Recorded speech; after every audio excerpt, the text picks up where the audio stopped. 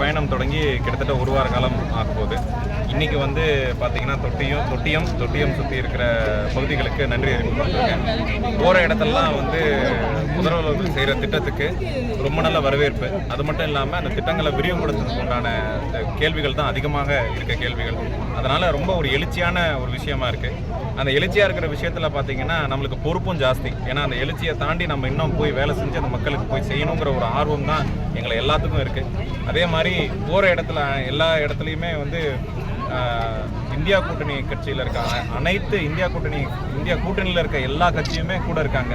தனியாக திமுகன்னு மட்டும் இல்லாமல் அனைவருமே இருக்காங்க. ஸோ அந்த ஒற்றுமை வந்து கண்டிப்பாக இன்னும் நிறைய காலம் தொடரும் என்ற எண்ணம் இருந்து மக்களிடம் அது ரொம்ப சிறப்பாக எடுத்துக்காட்டுறது தான் எங்களுக்கு தெரிஞ்ச வரைக்கும். அடுத்த பாராளுமன்ற கூட்டத்தொடரில் இந்த பகுதி விவசாயிகளுக்காக என்ன பேச முடியும்? இல்லை, நாங்கள் போகிற இடத்துல வந்து பார்த்திங்கன்னா 2 முக்கியமான விஷயம். இந்த பகுதியில் பார்த்திங்கன்னா முக்கியமாக அந்த குரம்பு அமைக்கிற விஷயம் வந்து இன்னும் சென்ட்ரல் கவர்மெண்ட்லேயும் இருக்குது. இன்னும் அதுக்குண்டான நிதி பண்ணணும், நிதி அளிக்கணும் அப்படின்னு இருக்குது. ஸோ அதுக்கு முக்கியமாக இந்த தடவை போனவுடனே பட்ஜெட் முடிஞ்ச அடுத்த 2-3 நாள்லேயே வந்து அதை துறை மந்திரியை சந்தித்து எங்களுக்கு கொஞ்சம் சீக்கிரமாக அதை பண்ணி கொடுங்கன்னு சொல்லி கேட்கணும். முக்கியமாக அது ஒன்று.